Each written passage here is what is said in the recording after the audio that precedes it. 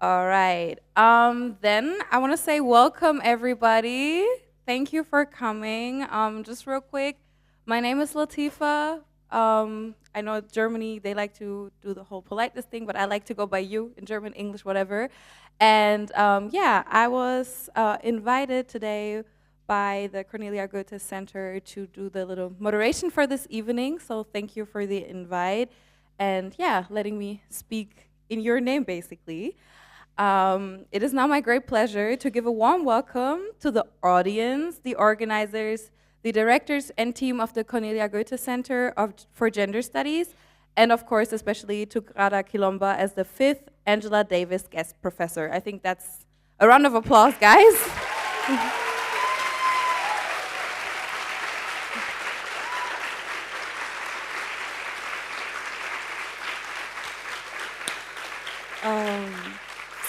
So as the first speaker of the evening, I'm happy to give the word to Professor Sabine Andresen, Vice President for Equal Opportunities, Career Development and Advancement, Diversity and Gender Equality at Goethe University Frankfurt. She is a Professor of Social Pedagogy and Family Research at the Faculty of Educational Sciences. Thank you.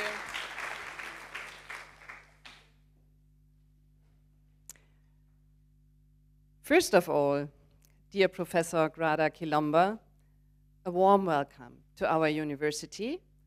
It is a great honor that you accepted our invitation and that you agreed to hold your lecture as Angela Davis visiting professor. Welcome, and as you can see and as you already heard, there is such a great interest in your presence here, in your work, your art, your position, and the way how you create perspectives on the production and recognition of knowledge. As I was already introduced, my name is Sabine Andresen, and since April this year, I'm in charge as Vice President. And I must say, the good part of this position is that it gives me today the chance to welcome you on behalf of the Presidential Board of Goethe University. And I would also like to welcome the colleagues from the Cornelia Goethe Center, the directors and former directors, the colleagues, the whole team, the colleagues from the departments, scholars, students in the field of gender studies and intersectionality, and I'm pretty sure that also citizens of Frankfurt as well as artists and activists are here today. I think you all know, and that's why you are here, Grada Kilomba is an international renowned artist, curator and theorist, and she will spend 10 days with us here on campus, and the overall topic is the art of performing knowledge. Grada Kilomba's work is known for the subversive practice of storytelling, in which she creates a poetic and immersive visual language and gives body, voice, form, and movement to her texts. There are these fundamental questions when I started thinking about your lecture and your stay here in Frankfurt, which I found really inspiring. What stories are told? How are they told? Where are they told? And told by whom? Also here, as Angela-Davis-Guest Professor, we can learn more about Grada Kilomba's work with performance, reading, opera, video, photography, sculptural and acoustic installation when it comes to recognition and production of knowledge. And what I found really interesting, impressive, and inspiring, that is your fascinating network, your global network with colleagues, with artists, with activists, with scholars, with organizations. You are connected to Ghana, to New York, to Berlin, Humboldt University, as well as the very well-known Maxim Gorky Theater. With your project on decolonizing knowledge, you were invited to the University of Amsterdam, to Linköping in Sweden, as well as to Vienna's Secession since many years. So many places all over the world where you inspired and still inspiring so many people with the way you create knowledge and produce and be creative. But I would like to argue that Frankfurt as well is such a good place. Such a good place to discuss your topics, to may identify interesting links to discourses here about memory, about trauma, gender, about racism and anti-Semitism. So I hope that after 10 days, you will also feel that it was a good decision to come to Frankfurt and to discuss with all these people here and during the next days. Especially the Cornelia Goethe Center is well known as a space where critical interdisciplinary thinking and international debates can flourish since so many years. I personally, as a researcher in the field of child sexual abuse and the former chairwoman of the Independent Inquiry into Child Sexual Abuse, I found your work so important, and I would think and would like to discuss this with you, how this could be related to concepts on transitional justice or the idea of bearing witness. Gender studies and especially intersectional approaches within this field are particularly suited to taking into account the complexity of social conditions and historical as well as current developments while researching their gendered dimensions. As an academic discipline, theories and methodologies of gender studies aim at identifying gendered dimensions of power and domination and at deconstructing power structures while advocating for freedom at the global level. And this is such an important link between research, social movements, and participatory action. As gender dimensions of the social, present, and past are oftentimes not visible, we believe that insights from gender studies are essential for improving research and for developing a more inclusive academic environment. And that's why it is also important that the whole university is being aware of what you are doing here during the next 10 days, because it would have and should have an impact on all levels of working here, studying here, discussing here at the university. It is through the work of the Cornelia Goethe Center that we continue to expand our understanding of gender dynamics and, as a so-called learning organization, welcome opportunities such as this guest professorship to critically assess our own practices and discourses. So, coming to an end, I would like to extend my really heartfelt gratitude to Professor Grada Kilomba for joining us as Angela-Davis-Guest Professor. Your presence here is a source of inspiration and a reminder to keep academia open to other knowledges and critiques and to stay true to Goethe University's appreciation of openness and diversity. I also wish to express my appreciation to the colleagues, the whole team of the Cornelia Goethe Center for its dedication to advancing gender studies and promoting international collaboration. So many thanks to all of you. And Grada Kilomba, I must confess that I now have to leave this session. As I said, it is one of the best parts of being a vice president to opening this lecture. But then afterwards, I have to go to the, I don't know the English term, Stiftungskuratorium. But I will join, just joining, listening, talking your lecture on July 11. And today and in between, I wish you a wonderful stay here.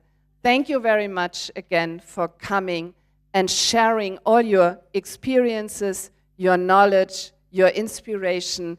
And I'm really much looking forward to hear from the audience. And I'm pretty sure that we will hear a lot what everyone is experiencing. And welcome again. And thank you very much for your attention.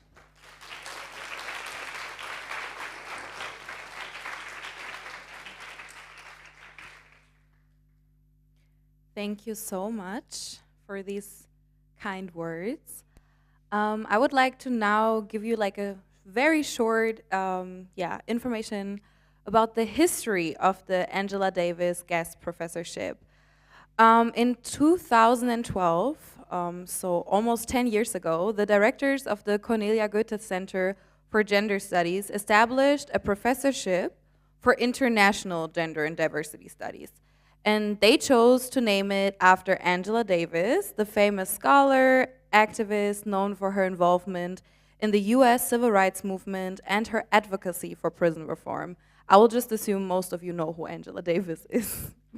In her book, Woman, Race, Class, Angela Davis analyzes how transatlantic enslavement and the violence and terror connected with it have influenced and shaped the lives of Black women.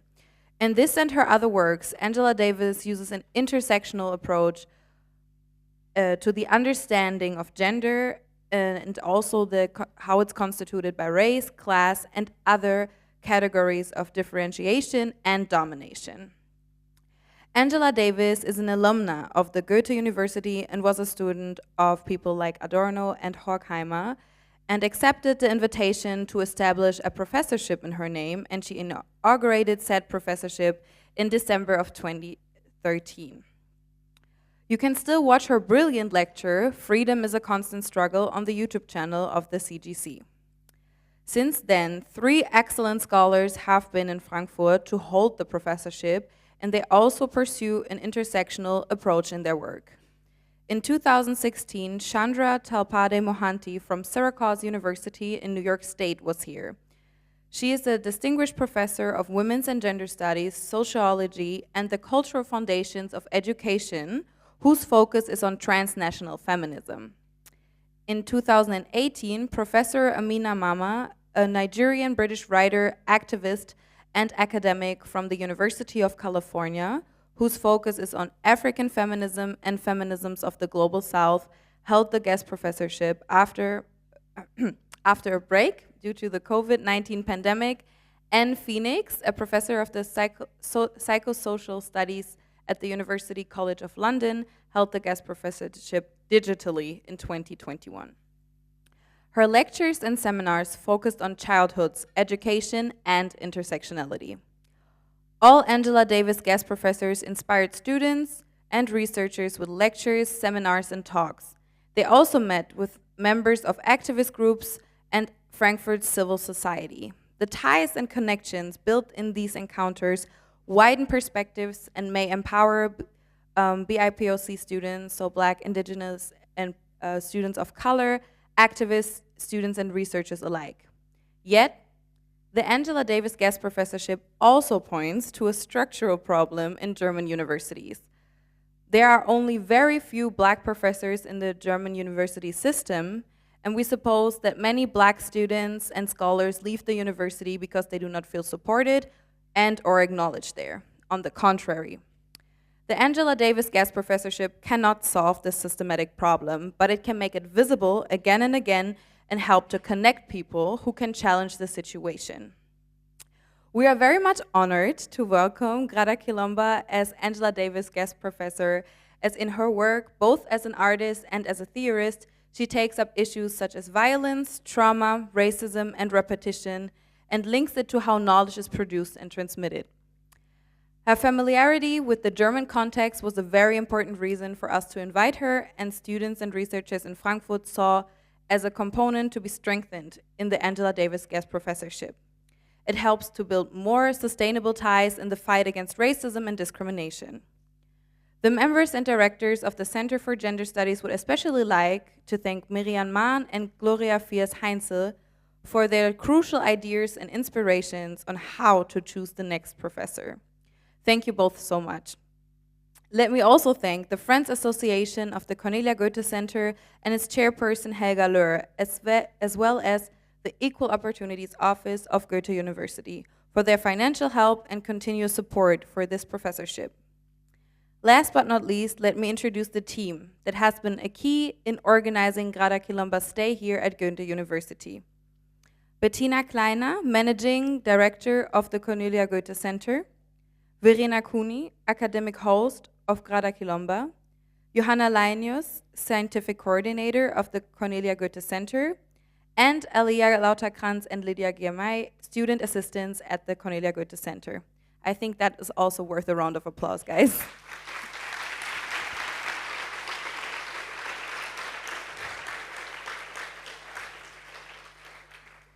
Well, I would now hand over to Aaliyah and Lydia, who have been central in organizing and conceptualizing Grada's stay in Frankfurt. They will then introduce Grada Kilomba, and yeah, the floor is yours.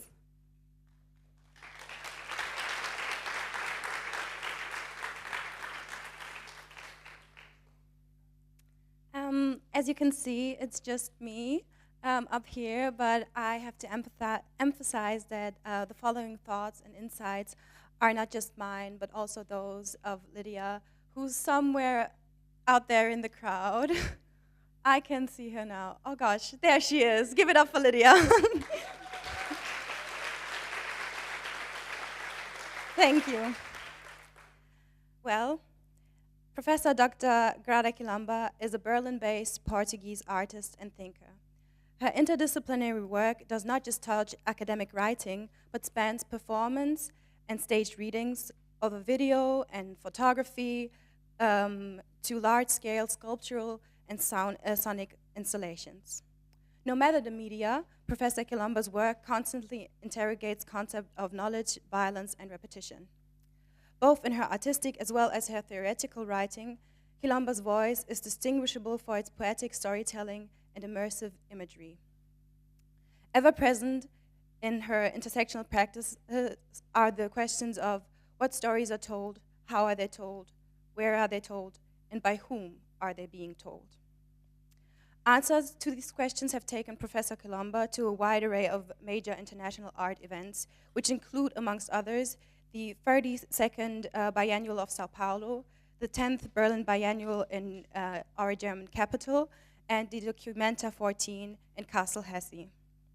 Furthermore, answers to these questions have led her to produce artworks for a long list of institutions, which include but are not limited to the Ament Art Foundation in New York, the Somerset House in London, the Tokyo Photographic Art Museum, and the Norwell Foundation in Cape Town. Currently, Professor Kilomba is even showing her first German solo exhibition titled An Opera to a Black Venus at the Staatliche Kunsthalle in Baden-Baden. The show dives deep into the ocean as not only a site of the historic trauma of the transatlantic slave trade, but also as a site where this colonial trauma is continuously reproduced and metastasizes into what she calls the political auras of the now. However, Professor Kilomba has not just shown her mesmerizing art in numerous places spread across 4 continents. Her unique intersectional thinking has also contributed greatly to societal discourses in general and academic knowledge production specifically. She holds a distinguished doctorate in philosophy from the Freie University Berlin and was awarded a doctorate honoris causa by the University of ISPA Lisbon for her artistic and intellectual oeuvre. Furthermore, much like her art, Professor Kilomba has also traveled the world as an intellectual. Before gracing us with her presence here in Frankfurt, she has been a guest professor at several international universities, such as the Humboldt University in Berlin, the University of Leiden in Accra, and the University of Applied Arts in Vienna, among others. Additionally, her ideas and insights are being discussed globally nonstop ever since her widely received and acclaimed book, Plantation Memories, from 2008. I can attest to this personally, as I encountered it again just the other day as part of the mandatory reading for a seminar on critical race study.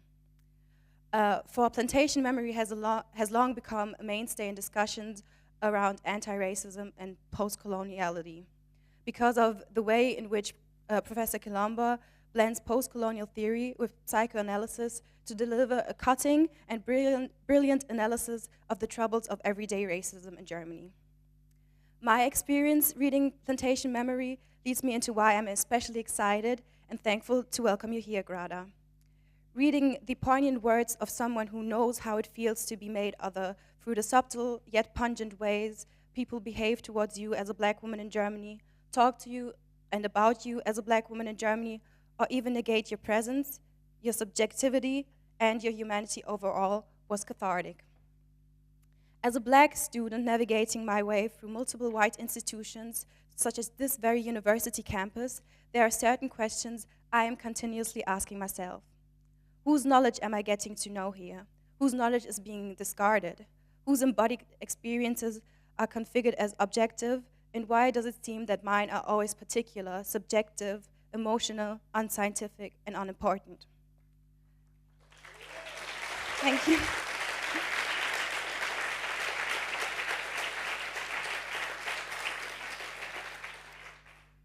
Who is being constructed as subjects in this place and through these discourses, and who is not?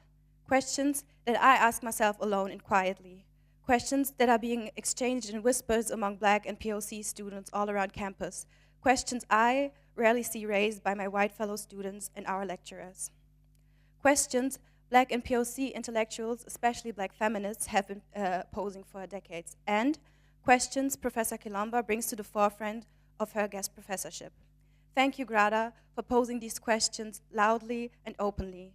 Thank you also for dedicating so much of your artistry and your intellectual prowess to answering these questions, for continuously highlighting the ways in which our everyday lives are configured around colonial continuities, and for your commitment to finding and living ways of mitigating these colonial wounds inside of us and our society. Because since our first meeting in this guest professorship, Professor Kilomba has made it a point to emphasize that her understanding of the university and knowledge production is one that invites everybody, that does not demand the illusionary objectivity of a predominantly white and male epistemology, one that rather makes space for forms of knowledge that are spiritual, intuitive, poetic, and embodied. With that being said, I think I speak for all of us when I say I can't wait to find out what it means to experience knowledge as an art form that is being performed. Grada, we are looking so forward to the next few weeks of learning with and from you.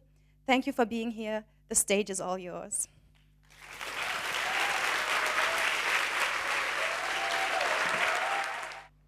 Hello, can you hear me now? You can. It's so beautiful that I feel I have nothing to say, actually, because I feel that everything was already said.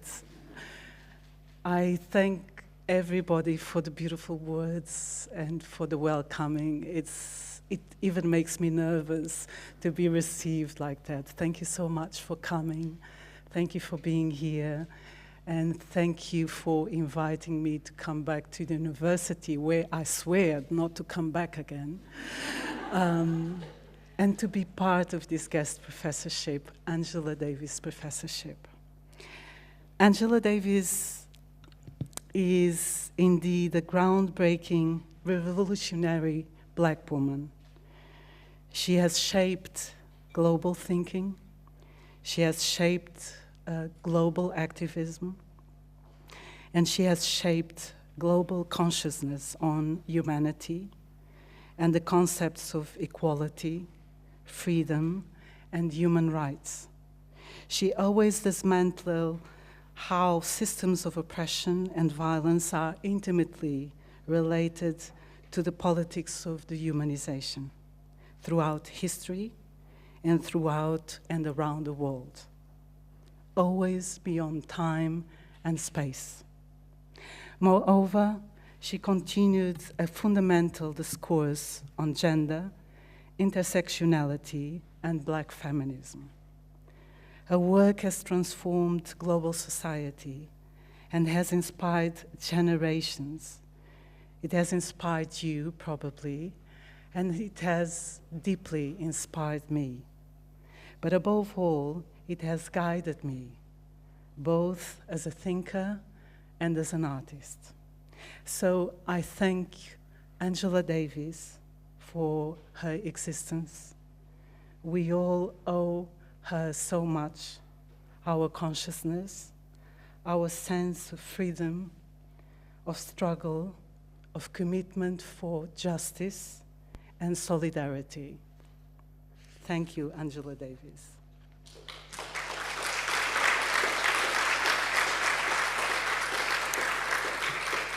I thank also the Goethe Institute in Frankfurt, and in particular, the Cornelia Goethe Center, Department of Gender and Diversity, for creating the Angela-Davis-Guest Professorship, a very important tribute to a very important and a very unique person, a Black woman who was a student at this very same university in a time when Germany was still struggling with the residual effects of fascism, and in a time when the US was still struggling with the residuals of racial segregation, apartheid, police brutality, and mass incarceration of Black people, LGBTQ people, and people of color.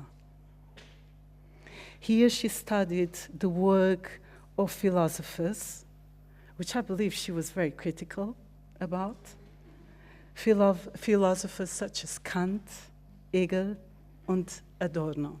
She must have been a very rebellious student.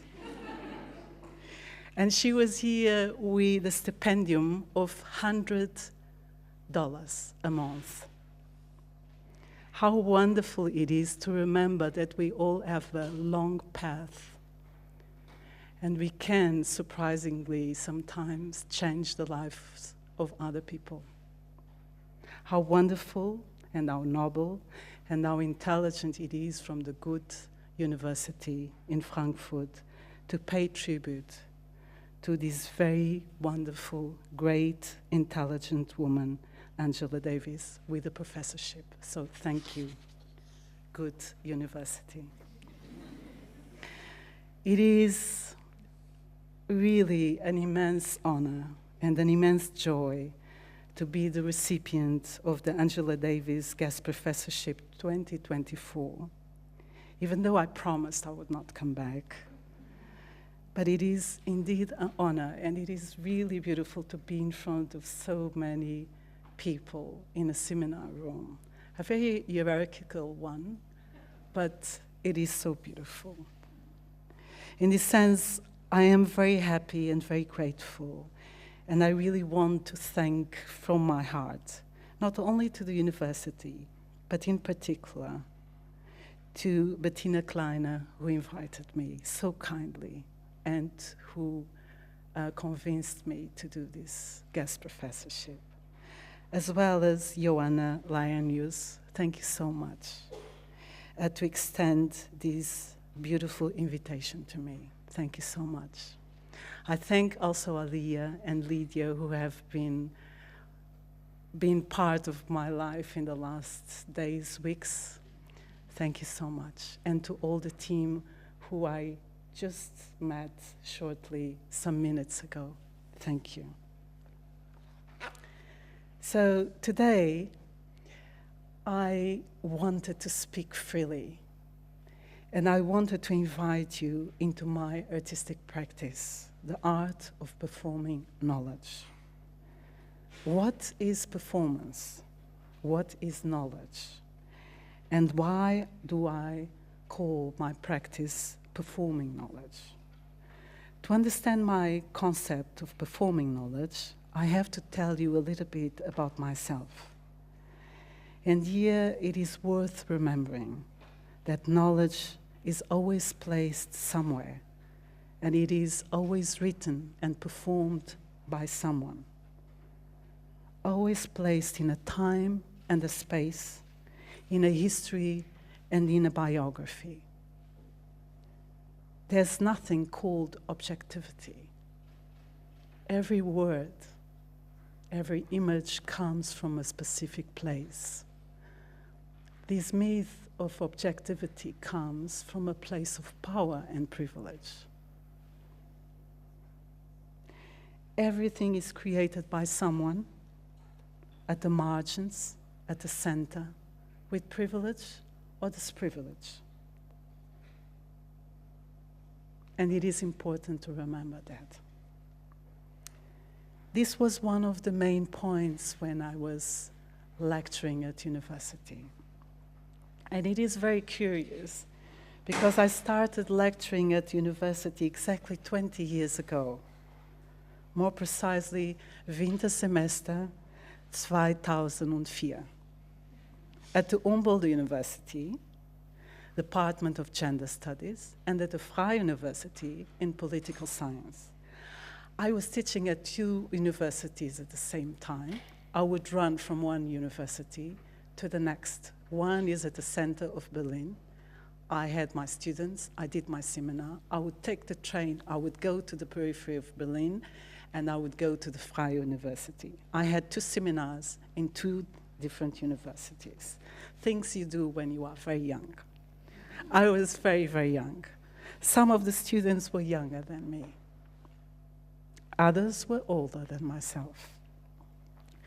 But one thing remained. I was the first and the only black lecturer at university. Year after year, after year, after year. Always singled out. My work was hybrid. At the seminar rooms, I created a hybrid space. That's what I was really interested to do. I wanted to create hybrid spaces where the boundaries between the academic and the artistic languages confined. I was interested on giving body, voice, form, and movement to theory, to knowledge. We would read, we would write, we would move, we would sing, we would use the voice, the breath, we would create images, we would create sculptures with the body, we would think with the body. I realized the students could not think with the body. They could only think with the head. That was a serious problem.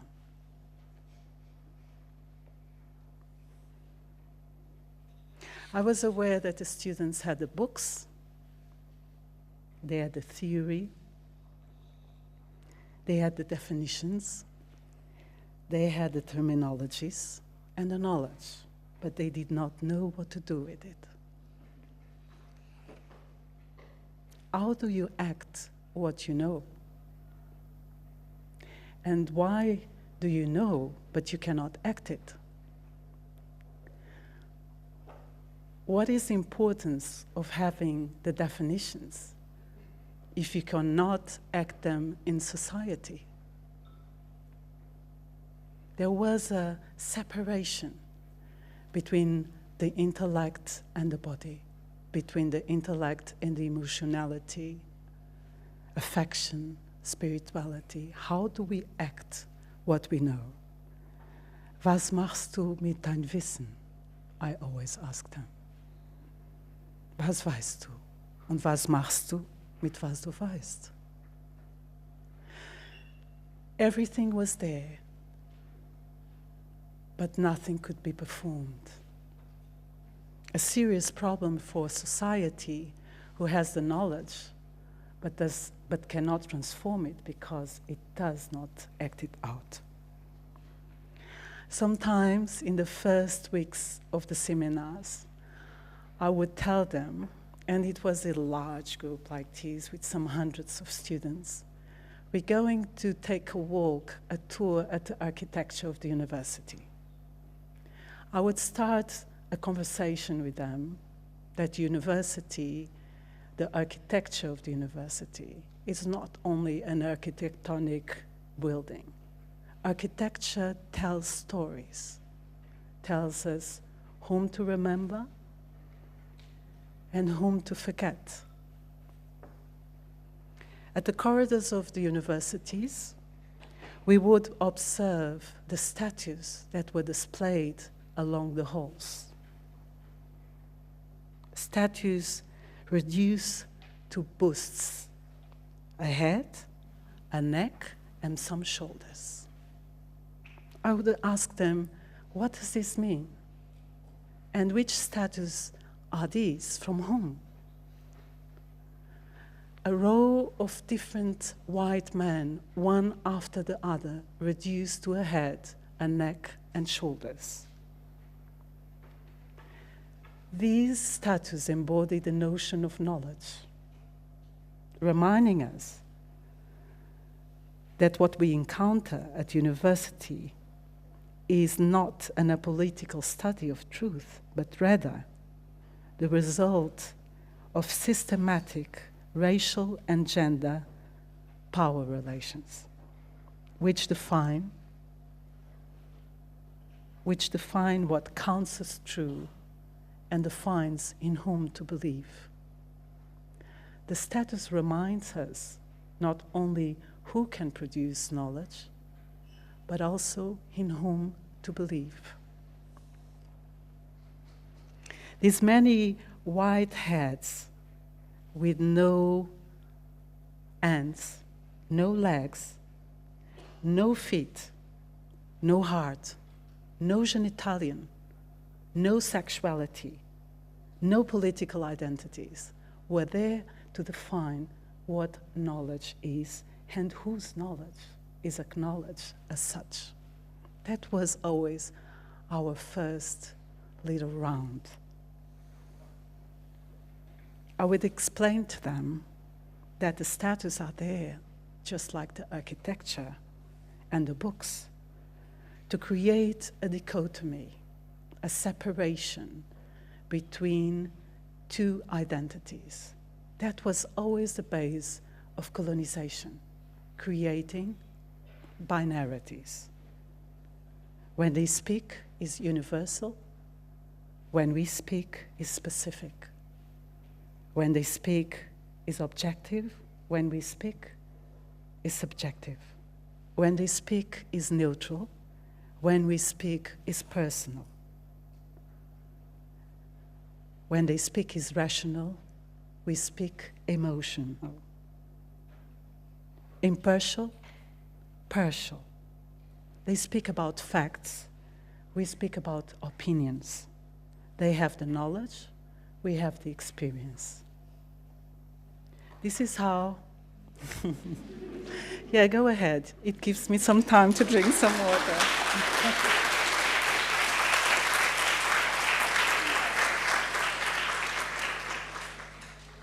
Thank you. I need to. These would show us how knowledge, there's a hierarchization of knowledge. This is repeated in this very same room, in this architecture, and how this room is designed. I am here at the center, you are my periphery. You are at the margins of myself. I am the center. Can I? Yes, I can. So I'm going to do here a small operation.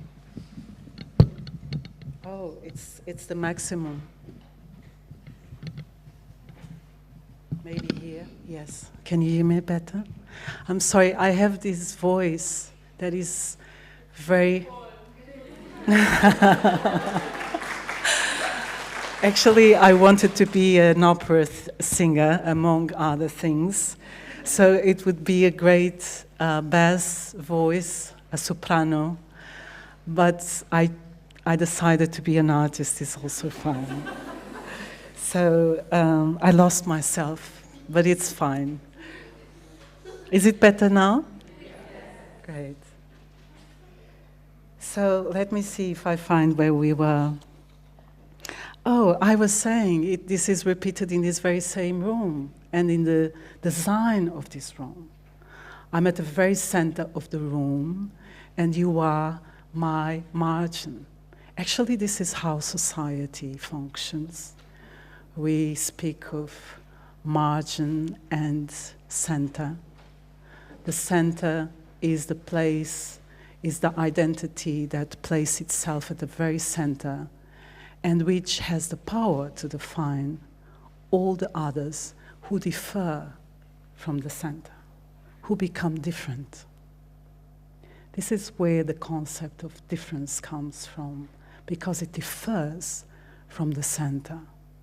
But to be the center, you have to have the power of defining yourself as the center and the others as deviating from yourself.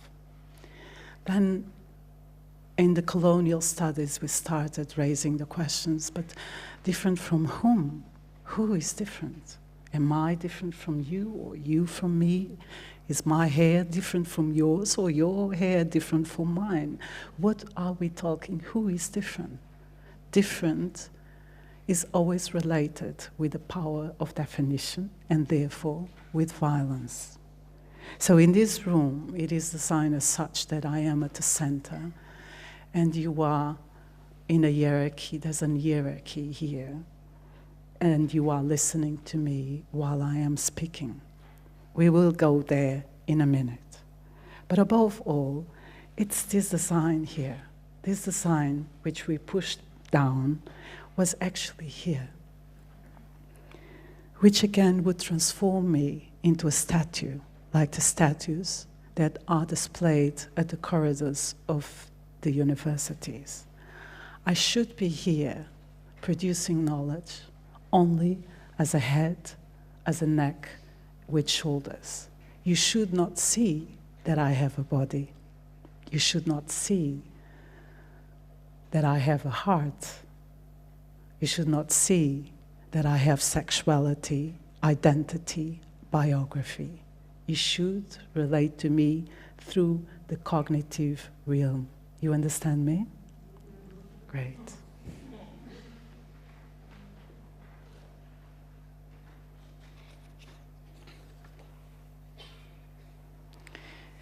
So I was interested on creating work that would raise questions rather than producing answers.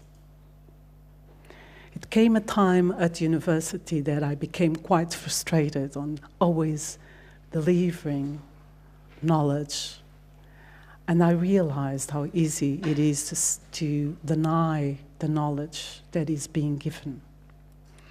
So I became more and more interested on creating work, artistic work, that actually is experienced in a way that when the audience leaves the installation or the exhibition, it is transformed.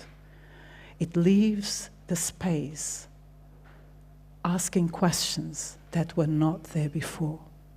And I think when you do that as an artist, is when you start really creating great art. When the audience enters and without explaining much and without moralism, you are able to engage the audience into the core of your questions and leaves with even more questions, questions that were not possible to be asked before. I was very, very interested on that. It became urgent to me not to affirm what we already know, but rather to question what we do not know and why, and how this not knowing is related to power and violence. That was really my passion. What is knowledge? What is acknowledged as knowledge? And whose knowledge is this?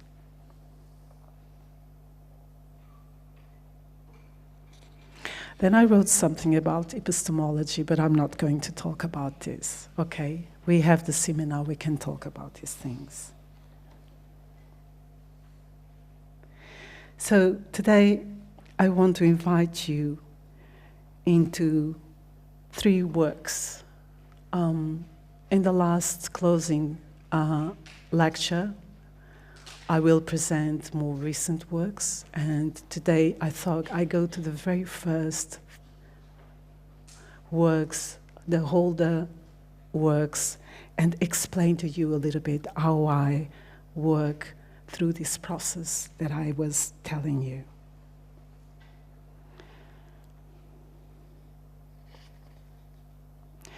I chose 3 works which I believe respond to what Aaliyah so beautifully said, to what I've been speaking, the politics of the horror of the now. I am very, very concerned, very busy with the violence that inhabits our everyday life. And I'm very concerned that if history is not told properly, its barbarity repeats itself. And I think here knowledge and the performance of knowledge are fundamental. In my work, like it was told, as Latifah spoke, memory, trauma, post-colonialism, and the politics of violence and repetition are at the very center of my work. So I am very interested on telling stories that I am busy with, that raise questions that I'm busy with, not necessarily to answer to them, but to understand why these questions are there. So I chose 3 works that I think really respond to the many questions that I believe many of you have now, while we are from far and in the digital world, looking at the atrocities and violence of the world. I'm an artist who escapes clear descriptions, and I think that has to do with the moment of the now, which is the decolonization of knowledge and art. I'm an artist who is not fixed to a particular materiality or technique. I do not want to represent film or theater or video or sculpture or painting. I use everything. I use dance, I use movement, imagery, form, sound, writing, voice, choreography, installation, video, sculpture to tell a story. I use soil, sugar, textile, coffee, stones, sand, glass, fire. I bring them all together in the gallery room. That is for me decolonization. I work in between spaces of creative practices because I think each story wants to be told in a certain way. Each story tells you how it wants to be told. And I think one of the most beautiful tasks of an artist and of a thinker is to think, how does this story wants and needs to be told? And you know something? The story tells you how it wants to be told. It speaks to you and whispers in your ears how it has to be told. And as scholars, as thinkers, or as artists, it is the big task of producing new knowledge when you create this very intimate relationship with your questions and with your research. You will understand, you will hear how this story has to be approached. So this is what for me is performing knowledge. It is this art of acting out knowledge production. So I will start now showing you the process of 3 works, okay? We have to do here change.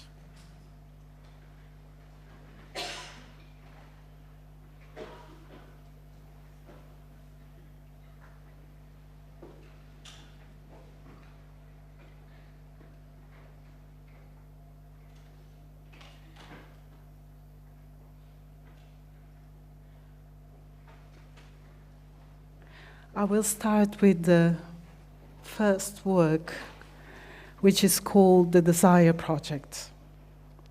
I show you here a floor plan because there are different steps working as an artist.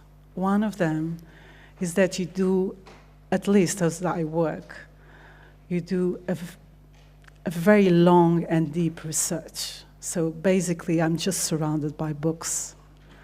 For months, I read, write, eat, read, write, and read, write. And while you're reading and writing, you start reading, writing, drawing, and images start to appear. Writing is very visual. It describes imagery. So it is this translation from researching, understanding, collecting image, collecting history, collecting dialogues, and images will start appearing. They appear in the form of sounds, they appear in the form of movements, they start appearing in the form of geometric forms and in materiality. And you start defining your artwork more and more. So sometimes I look a little bit as each artwork is like, your artistic practice is like a book, and each artwork is a small chapter of this book, which will take you to the next chapter. This Desire Project was started with a chapter which was the story of Anastasia. I was invited by the Biennial of São Paulo, and I was asked to, a work was commissioned by the Biennial, and I thought it would be very important to cross to the other side of the Atlantic and go to Brazil, where I very much love to work and to show my work. But I thought it would be very important to focus in a work that speaks about this triangle between Africa, Europe, and the Americas. So I went back to my kindheit and to my childhood, and I remember very well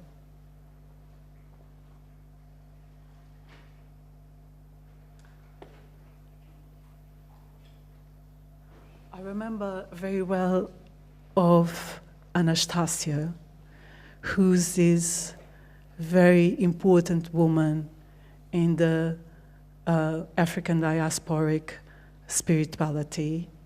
And I remember we used to worship her on Fridays with a flower, a glass of water, a pipe with tobacco, and a bowl with coffee with no sugar. She was one of the representations of the Pretos Velhos, who are the ancestors that are related to the Orisha, the god of peace. I wanted to revisit this entity and explore a little bit, why does this woman have a mask in her mouth? So the work was this very deep research on this woman and on the practices of slavery, which was very common to force black people to use a mask in the mouth, not only to implement a sense of fear, but also to implement a sense of speechlessness. So here we were, 300 years later, asking the very same questions. Who can speak and who cannot? And what can we speak about? And what happens when we speak? Anastasia was put a mask because she was an outspoken person, as an activist who could speak speeches of freedom and liberation. All those who could do that during the European project of slavery would then be forced to use a mask as punishment. This is very fundamental because we are talking about a sense of timelessness. And this sense of timelessness is very important to understand knowledge production and to understand how we produce knowledge. That's why I'm interested in repetition. The questions that are posed again and again, and the barbarity that it repeats itself. So I started by reproducing this work, and I thought the best way to create this video installation would be not to use images at all, but to invert and to manifest the violence of who can speak. So the word becomes the image, and the sound becomes the voice. So I'm going to play for you, and then I'm going to show you all the process of installing. Is that fine? Yeah?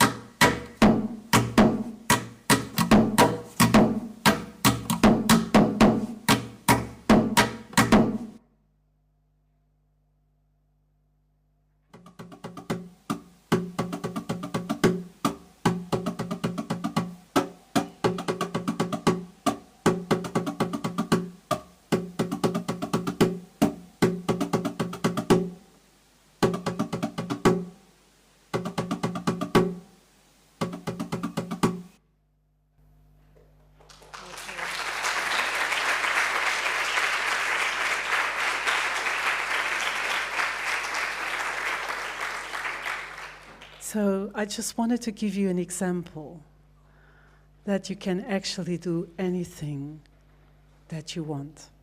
I think this is rule number one. And I think rule number two is to understand we are here exactly to go beyond the norms. So, when you produce and create work, being written work or visual work or movement or whatever, or bakery, whatever you want and you have your passion, most of the times, if you let yourself lead for your passion, you will have to break the rules. You will turn things upside down, and that's what makes you a great artist. You are not here to reproduce the norms and the normality. We are here to question the norms and the normality. And I think this is what we at university call critical thinking. So when you are producing something, it is very possible that you will take a big risk.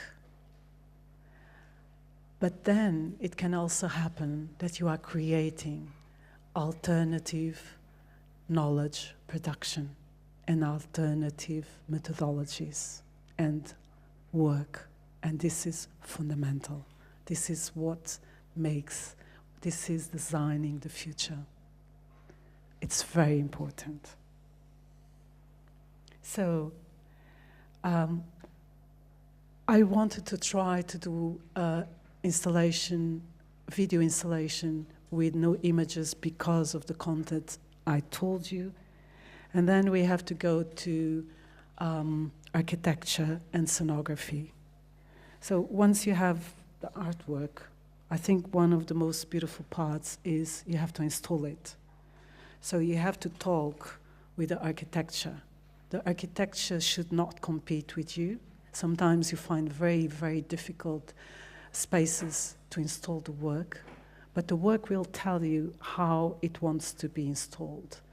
So what I did was I created 3 different films that run at the same time with one single sound channel that was created by my partner. And with the sound, I edited the writing through and using the sound. And then I worked with a black box. Black box is very important to create immersive spaces where you enter and you are immersed by the artwork. And then I created a sense of timelessness, that the outside and the inside coexist. So in the outside, you have a shrine dedicated to Anastasia. It is as it is common to all our ancestors. It was a worship to her. And then only after paying tribute to her, you can enter the inside to the digital world.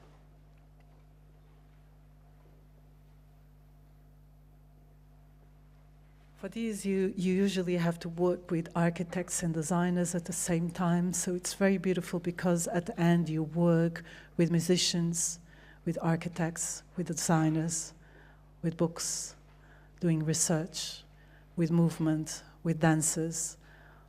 At least this is how I work. So the outside is a shrine, as it is common, and as this was in Brazil, it happened something very extraordinary, which was people were very familiar. The Afro-Brazilians and the indigenous Brazilians are very familiar with the rituals and the practice, so they would come and put a candle to Anastasia, and they would ask permission to enter. And that was very, very emotional. And this is a moment when you realize it was worth taking the risk. You are creating a new space in the museum, in the biennial, and in the gallery room. This is when you start transforming spaces. Before doing that, I had the permission of my Pai de Santo, but also then I went to the shops of the Orixás to collect all the material. Some of the material I brought it from South Africa and from Ghana, where I work often.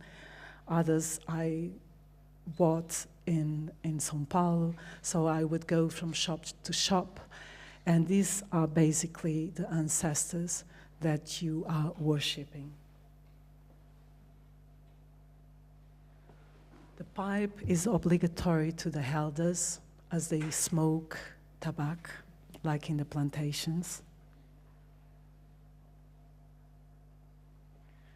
As well as these misangas. Each misanga, each collar is designed for a different god. Then it's a lot of dirty work, and then it looks so clean, right? My work is very minimalist. It's very, very minimalist. And I think minimalism, or the new post-colonial minimalism, is really about bringing very complex stories in a very simple way. So usually my installations are very, very minimal. This is in the museum, the power plant in Toronto. This is at MAT in Lisbon, the Museum of Art, Architecture and Technology. And this is the floor plan. And now I go to the next one because I realize I spoke a lot. But I just wanted to tell you one more topic about the previous work. Not only I use the writing as visual language, but I use the music as narrative. And this is very important, I should not forget. I use the music and the drumming as a form of vocal language. The video starts with a lot of people speaking. And it starts with many voices at the same time. Here I used a kind of a triangle between speaking, listening, and silencing.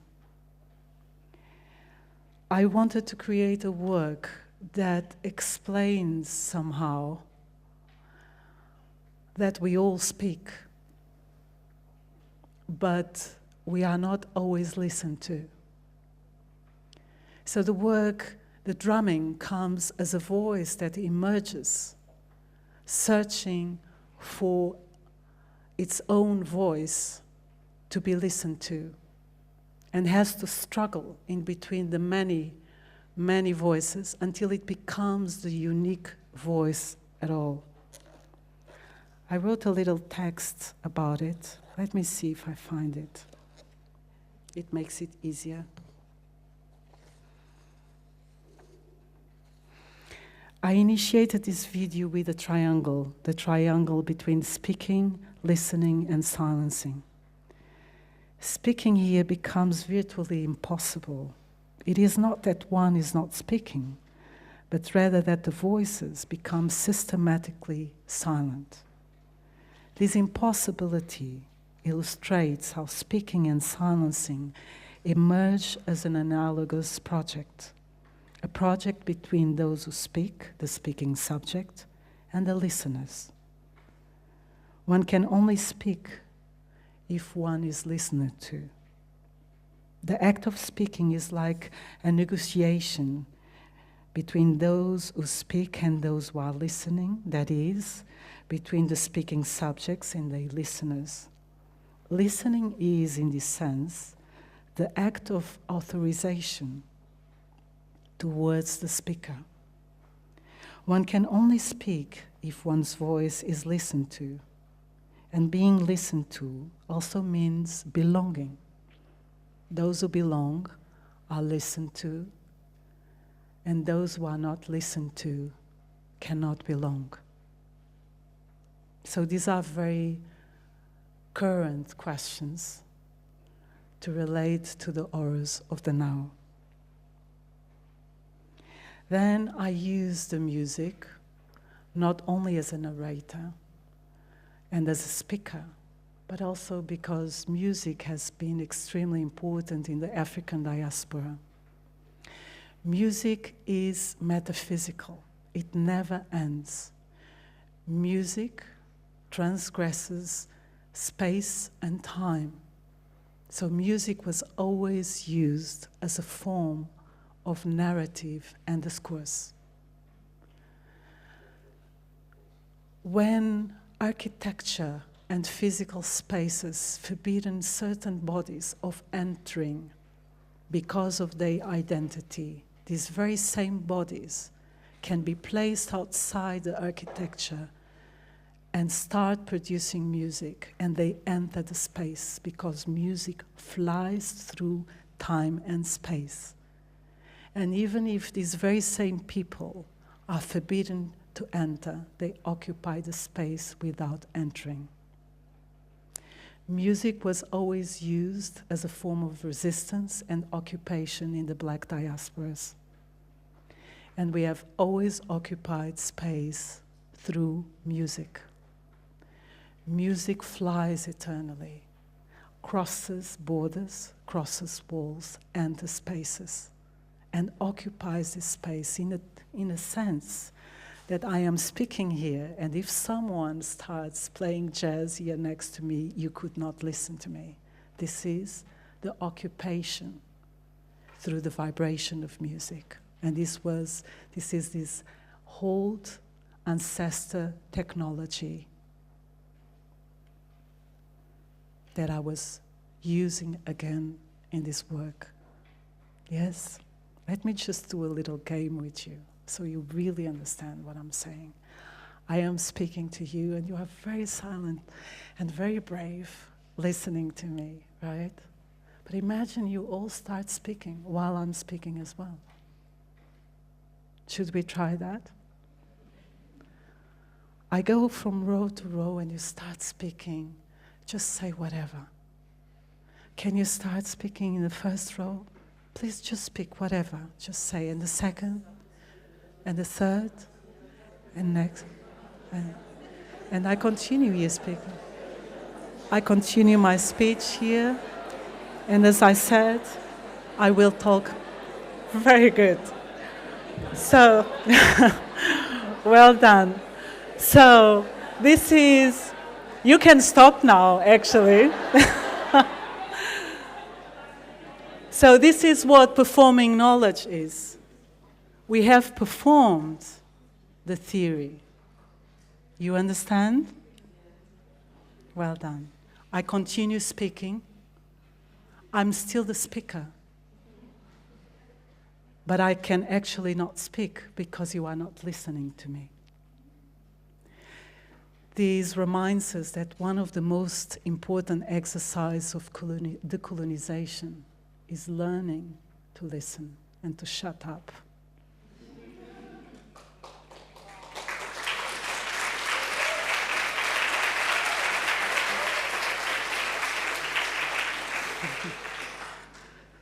I think I can only present 2 works, but we are fine, right?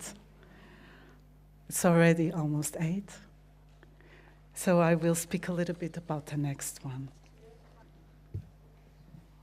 Table of Goods is another work that I thought it would be interesting to bring to you and tell the story again. 1 second.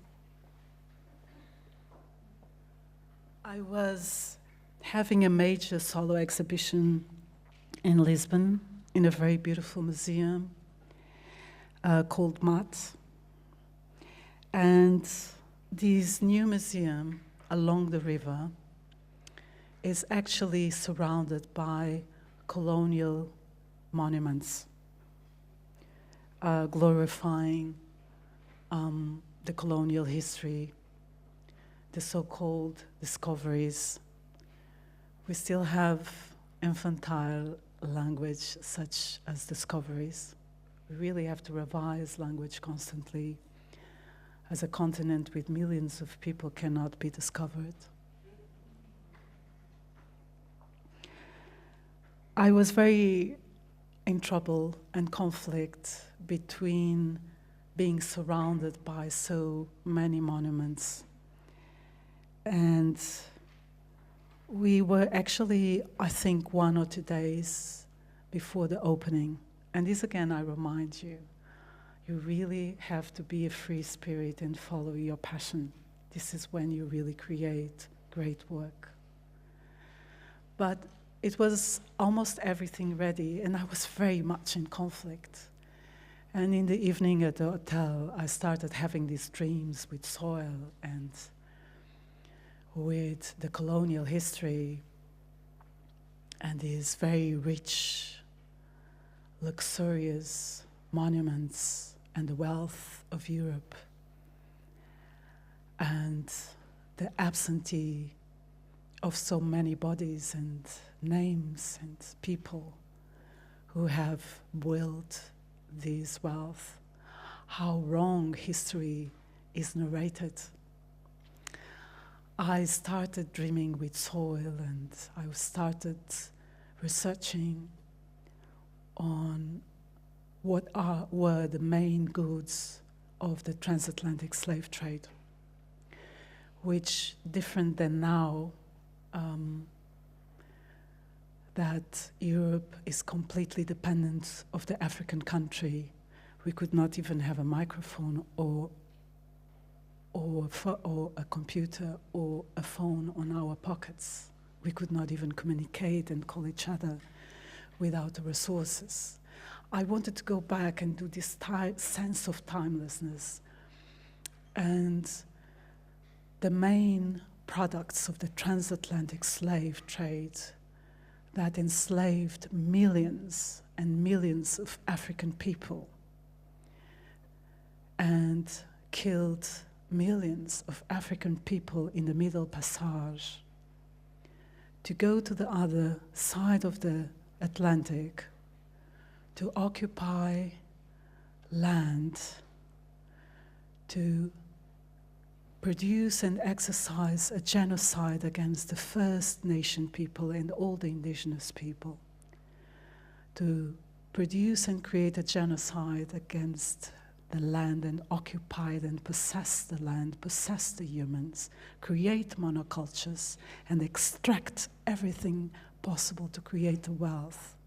But what was created in these plantations?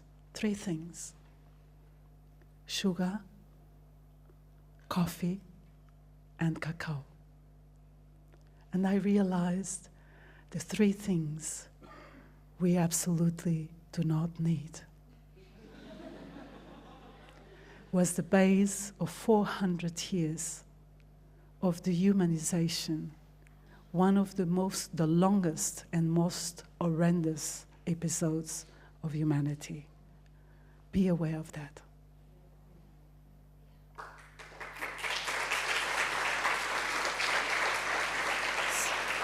So I started having these images, and the next day I created a big trouble at the museum, and I said, I have an idea. I want to do a new work, and a new work has to be here at the exhibition. Grada, we cannot do that. We don't have the space. It's all ready. Everything is printed. What do you want to do? I have to do this work. There were several works at the exhibition, but this was then the best work that became iconic. So be always aware, always follow your heart and your passion. I told them I need around 500 kilos of soil, and minimum. I would need several dozens of kilos of sugar, of coffee beans, coffee grounded in powder, cacao in powder, and chocolate, black chocolate. Many kilos. And they did it. When the curators are great, then it happens. We found a central space in the pristine white gallery room, and this installation came to occupy and to be the center of the exhibition.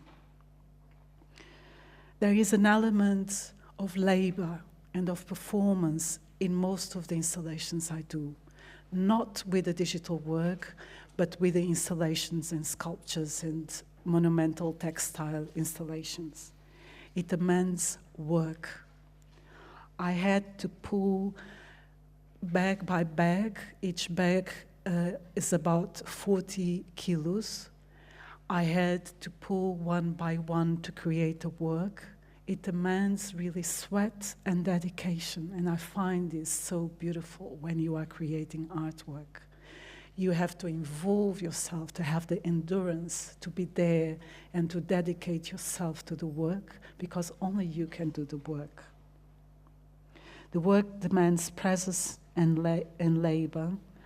I literally am out of breathing when I create an installation. I usually isolate myself and listen to music, or I am with my team, Matilde and Yesley from Lisbon and from Maceió in Brazil. And we create and we work together. The installation then has dozens of unlighted white candles surrounding the mound of soil and suggesting that this is an open wound. It's like a visual representation of all the things people were forbidden from consuming. The chocolate is produced, but the cacao is produced, but people cannot buy chocolate. They receive Swiss chocolate. People produce coffee, but they cannot have the coffee. They receive Italian coffee. They produce the cacao, but they cannot drink it. They receive Belgian cacao, and etc. This is how inverted the world is since centuries. The sense of repetition again. When you enter the installation room, before you enter, you can smell the work. And it creates a certain conflict within you, because the good and familiar smell of the ingredients create a conflict with its injurious, violent, and detrimental history. And this is when you start raising questions to your audience. It's so good to have a coffee with sugar and a chocolate cake, but what does that really mean throughout history, throughout time and space? Questions we always have to ask ourselves. So let me show you a short video.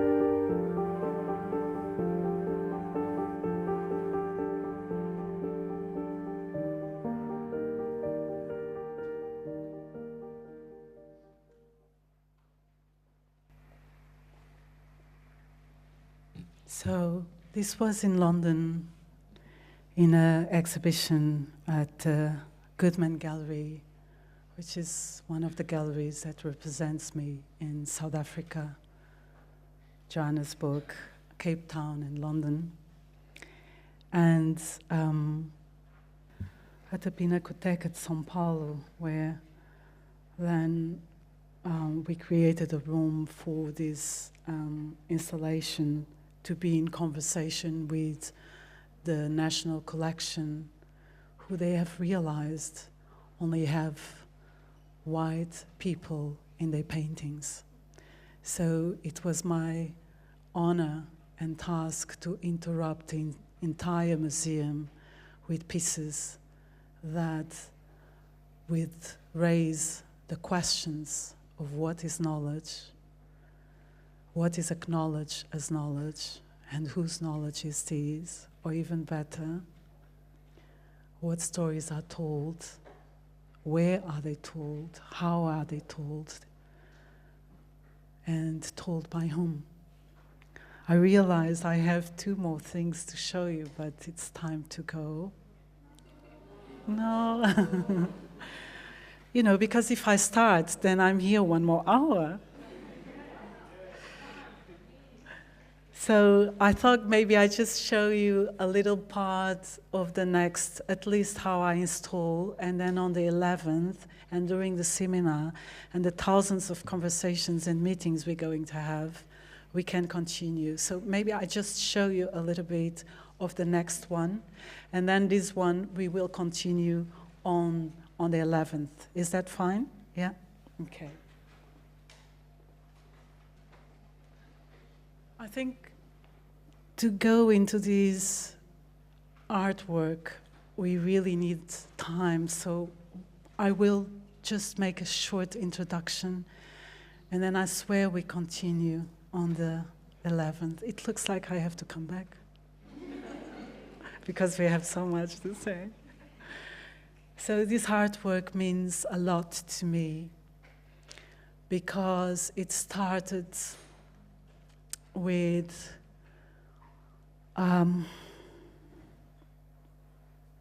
the question of invisibility, beauty, and the politics of misrepresentation. And as probably you know, I have studied psychoanalysis many, many years ago. And psychoanalysis is really a discipline that works with the unconscious, with metaphors, with images, with associations. So it works with the imaginary. It is very simple and very useful for any artist because we create imaginary languages.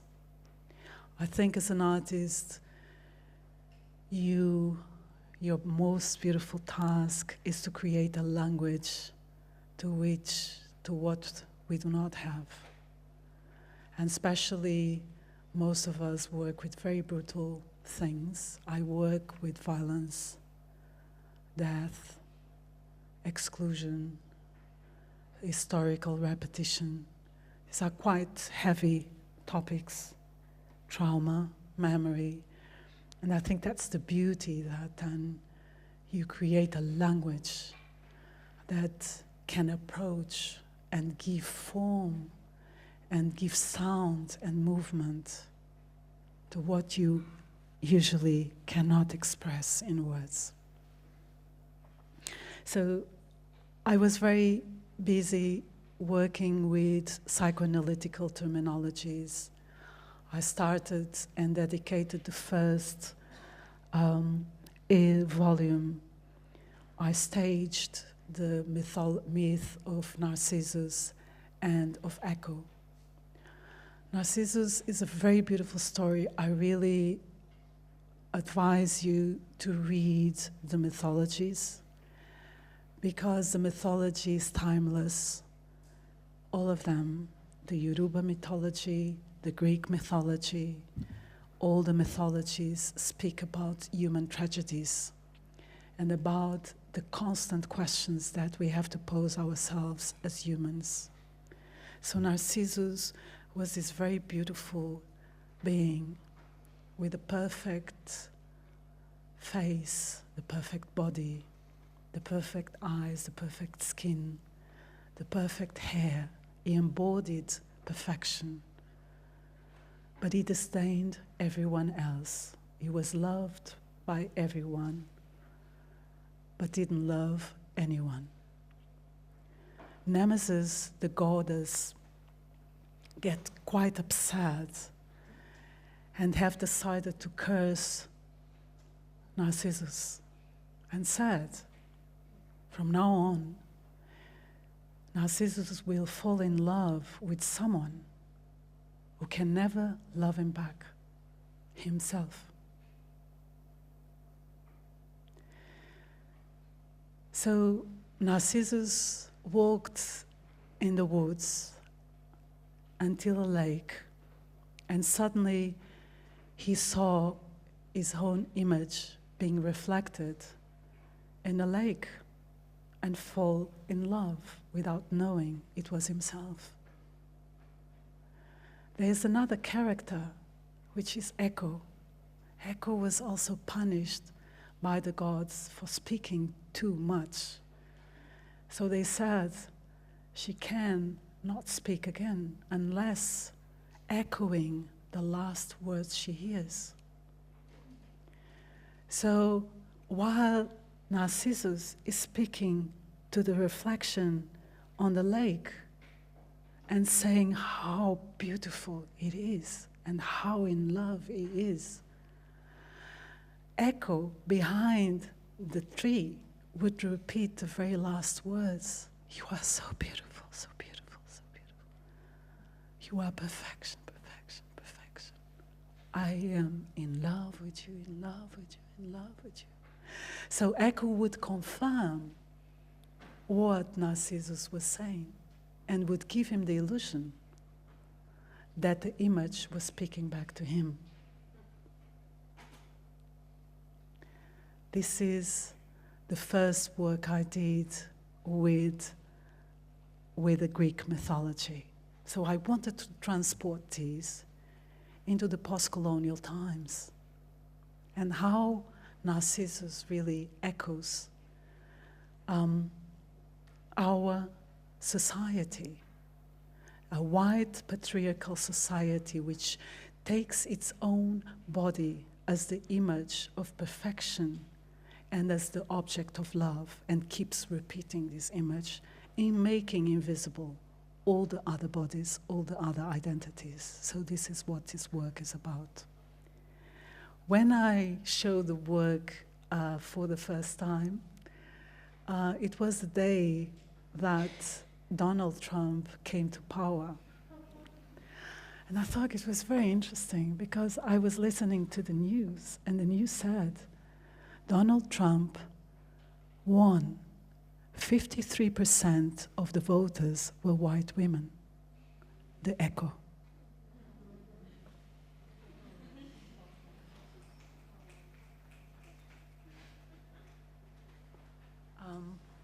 Do you want to see a little piece of it?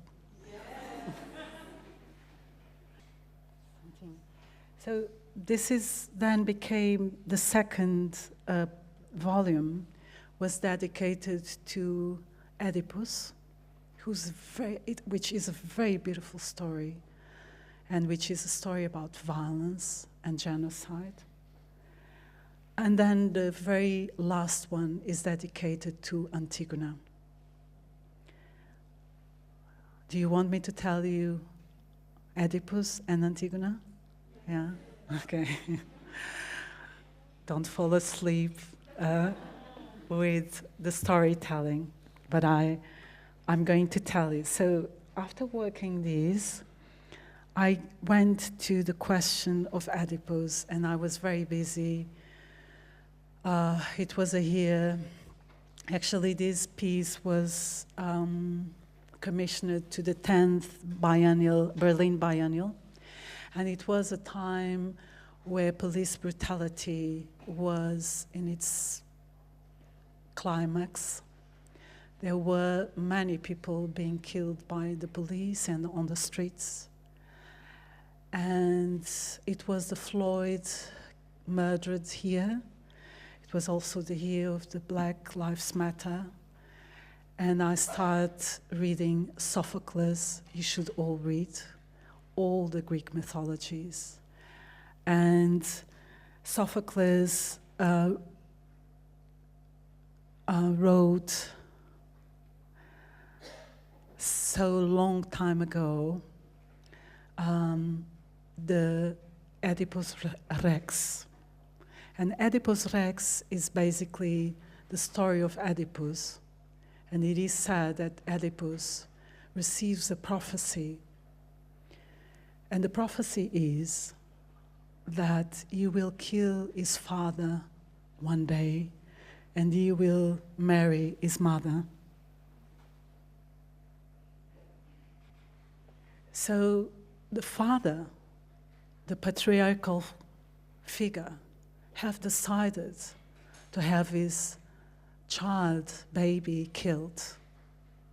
He demands that the child is taken to a dry desert with the ankles tied together.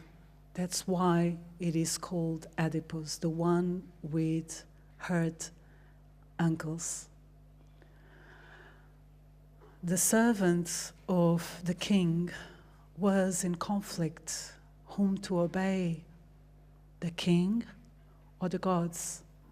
Should he indeed kill someone like a man have decided, or should he save every human life like the gods say? Questions that are very relevant today. So he decides to bring the child to another kingdom and give them to another royal couple who brings the child as their own son. He grows up without knowing that he's not living with his biological parents. And one day, he also goes to the oracle of the gods to ask for his destiny. And the prophecy is, he will kill his father and he will marry his mother. In shock and panic, he runs away from his own house. And on the way to Thebes, he encounters an elder man in a cross, and they fight, who's very violent to him, and asks him to step aside. They fight, and he kills him.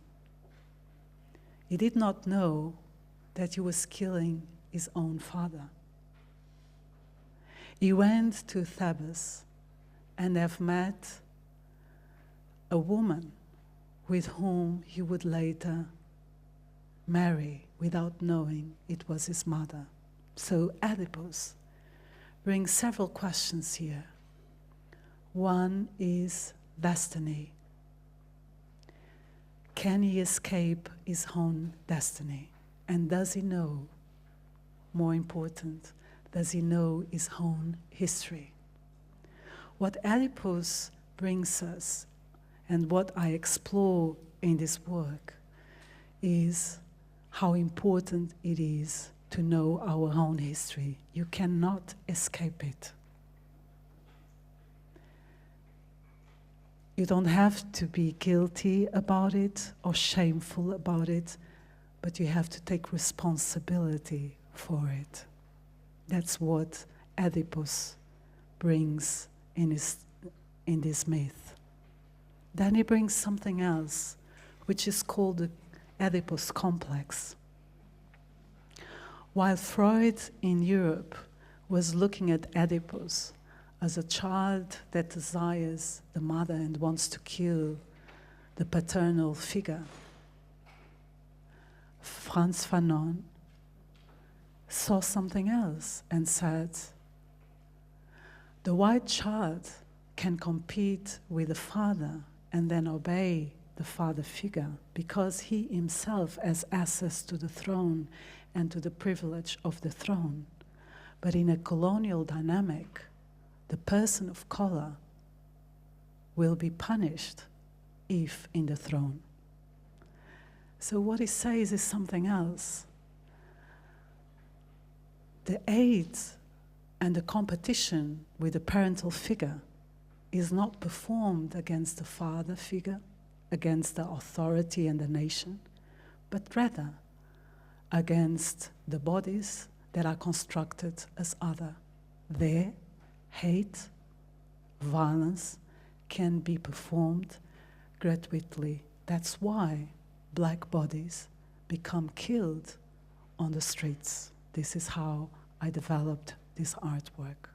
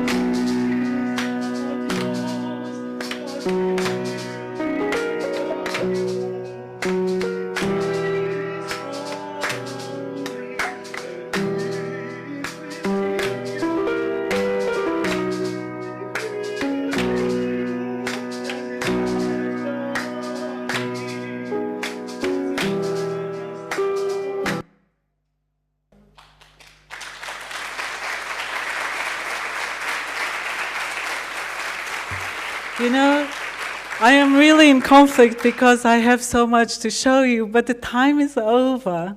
So I really think we should finish and continue tomorrow with the seminar and with the closing lecture on the 10th, 11th. And we continue with music and movement and storytelling and how we bring theory into performance. This music that you heard is from a South African opera composer, Neo Muyanga, with whom I work since many, many years. So it was important to bring many different layers. The actors, you see, I have an ensemble. I always work with the same ensemble of actors. These are actors, Afro-German actors from different prominent big theaters. I took the best of each theater because there are only one singled out in each theater. So I went from one theater to the next and I took them and created an ensemble. And we have been working since several years together. I am saying this to finalize, to remind you that it's not only about doing the work in isolation and be a great artist. It's also how you use the resources and your opportunities and your visibility. So great part of my work is really working with communities and involving large numbers of people, from designers, musicians, sound engineers, camera people, costume, textile, actors, dancers, ballet dancers, you name it. And when I receive a commission, it is extremely important that the money I receive is distributed and opens opportunity and resources to communities. And this is really a politic of working of many artists of color since generations. So I have learned from previous generations. And I think this is a beautiful message to keep with you. Thank you so much for today.